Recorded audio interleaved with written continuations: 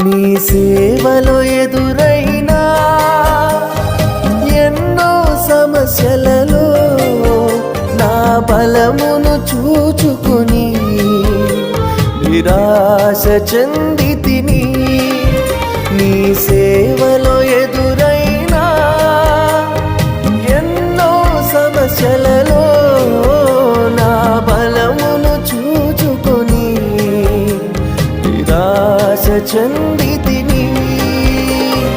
భారమైన ఈ సేవను ఇక చేయలేనని అనుకొనగా, భారమైన ఈ సేవను ఇక చేయలేనని అనుకొనగా, ప్రధాన యాజకుడా యేసు నీ అనుభవాలతో బలపరచితివి.